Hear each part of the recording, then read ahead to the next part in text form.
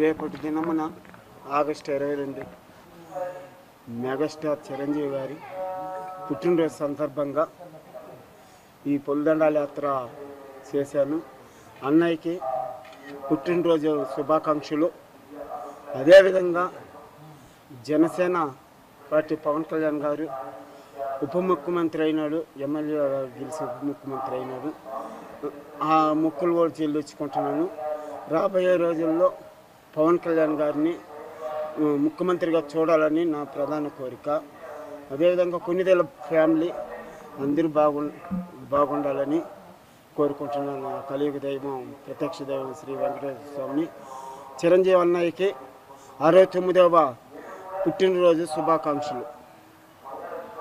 ఆయుర ఆరోగ్యాలతో ఐశ్వర్యాలతో వెదజల్లాలని, అన్నయ్య కూడా ఒక ఎవరెస్ట్ శిఖరం మాతో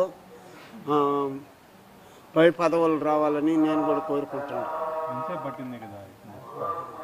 మార్నింగ్ 10:30కి చేశాను.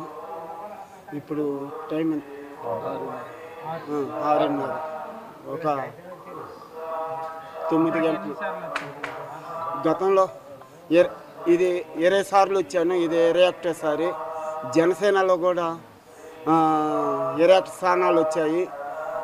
చాలా సంతోషంగా ఉంది నాకు. ఆ కలియుగ దైవం వెంకటేశ్వర స్వామి ఆశీస్సులు ఉండాలి. అదేవిధంగా జపాలి హనుమాన్ జయంతి రోజు పవన్ కళ్యాణ్ గారు భారీ మెజార్టీతో గెలవాలని మొక్కున్నాను. అదేవిధంగా గెలిచారు. కూటమి ప్రభుత్వం ఏర్పడాలి, ఎన్డీఏ ప్రభుత్వం ఏర్పడాలి అనుకున్నాను. అది ఆ ఆంజనేయ స్వామి కోరిక తీర్చారు. ఈరోజు కూడా ఆ మొక్కులు కూడా చెల్లించుకుంటున్నాను. ఇదే చివరిసారి నేను చేయబోయేది, ఇదే చివరిసారి.